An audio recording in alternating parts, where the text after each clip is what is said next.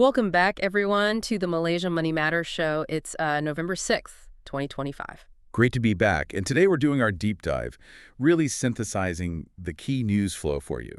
We'll look at major Malaysian corporate updates, then some critical international and political stories. And try to unpack the impact of all of it, right? Exactly. What does it actually mean? Okay, let's jump right in then. Corporate news first. YTL Power International scored a pretty big win. Oh yeah, that tax appeal regarding the ElectraNet disposal. That's the one. They won it. Successfully avoiding, what was it, $284 million in capital gains tax. That's significant. Absolutely. A huge saving, preserves group capital, a really positive outcome for them. Definitely. And sticking with positive results, SD Guthrie posted a strong third quarter. Right, a 22% jump in net profit. Yeah, driven largely by land sales, apparently, and good performance downstream. They seem quite optimistic about 2025. They also named their next managing director, Mohd Haris starting in January 2026. So, good numbers and a clear leadership path. Investors like to see that. And more positive news from Kerjaya Prospek Group. They landed another contract. From Eastern and Oriental. Yeah, worth about RM 87.66 million. That pushes their outstanding order book up to RM 3.6 billion. Which means pretty solid revenue visibility ahead for them. Yeah. Keeps the momentum going in construction. Okay, shifting to earnings expectations, Maxis is looking steady for Q3. Seems so. Analysts expect stable results, mostly thanks to growth in mobile postpaid subscriptions. And the dividend payout looks like it'll hold. Yeah, the forecast is still around 17 cents per share. Stable core business, which is good news for shareholders. Interesting contrast perhaps with Vistex. They're expecting strong Q3 results too, but for different reasons. Right. Vistex is really riding the data center wave.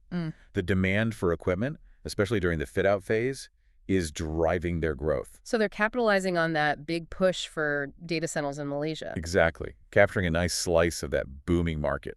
Now, things get a bit more complex with some corporate governance and market movements. Genting Malaysia. Ah, yes, the share price volatility. That big drop, then the recovery.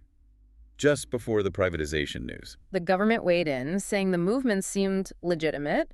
They linked it to external factors and, well, weaker results. So the official view is the market had enough information, despite the wild swings.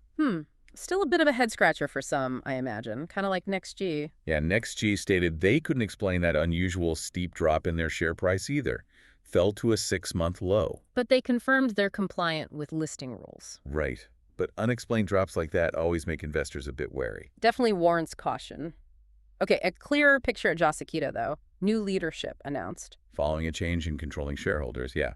Datuk Yasmin Mahmud is now executive chairman. And Datuk Seri Iskandar Mizal Mahmud is group managing director. It signals a new direction, doesn't it? Yeah. Focusing on strengthening the core business and looking at diversification. Okay, let's look at infrastructure and investment, some overseas expansion support.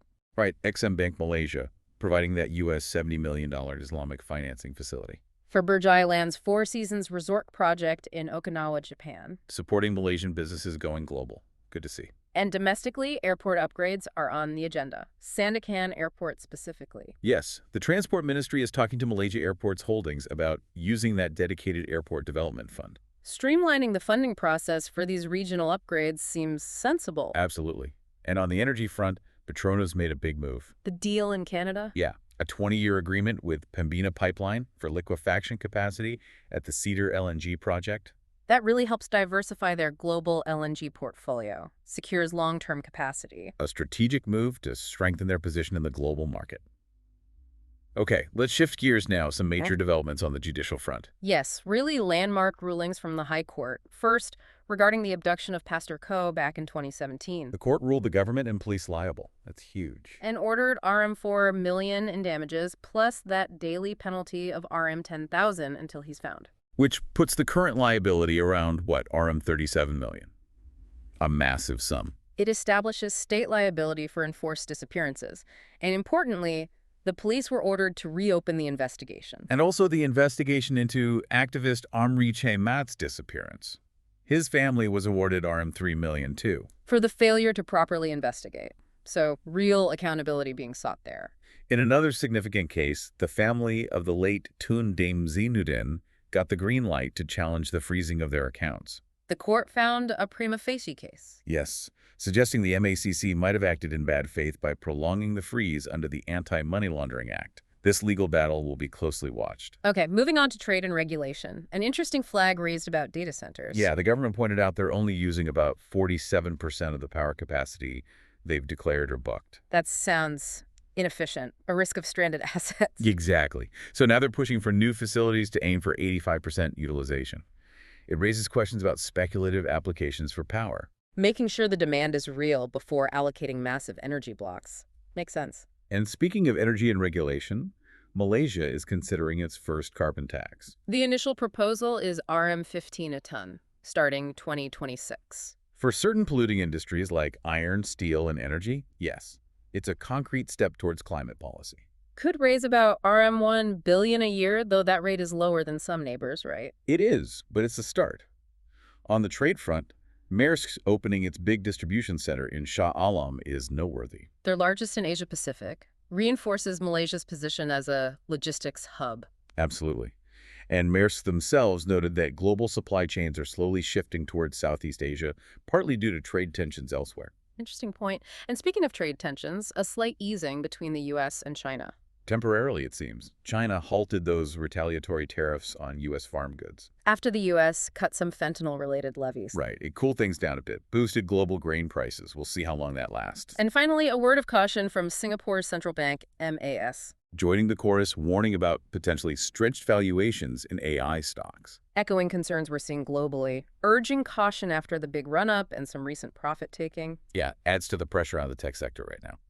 So wrapping up today's deep dive, it feels like we saw a mix of corporate strength and strategic moves in Malaysia alongside these really critical judicial rulings on accountability. Absolutely. All playing out against a backdrop of global shifts in trade, tech valuations, and energy policy. Lots of moving parts. Which leads to a final thought, maybe. Given the government's concern about data centers, perhaps overbooking power, and the simultaneous global surge in actual AI demand, which needs huge power. How do we square that circle? Exactly. How will Malaysia ensure its future digital infrastructure build-out really matches genuine sustainable demand rather than getting caught up in potentially speculative investments that could strain resources? That is definitely something to chew on. How to balance attracting investment with efficient resource use. Precise. Well, plenty to think about there. For more essential financial intelligence and analysis like this, please do subscribe to the Malaysia Money Matters podcast wherever you get your podcasts. Thanks for tuning in. Hey there, thanks for tuning in. If you would like a deeper dive into all the investment opportunities from today's news, subscribe to my newsletter at moneymatters.substack.com. I will be sharing a deeper analysis of the key investment opportunities from today's news, including what makes these opportunities stand out and how they fit into the broader market trends. By subscribing to the Malaysia Money Matters newsletter, you will also get exclusive insights on my watch list and portfolio and fundamental reports on Malaysian listed companies.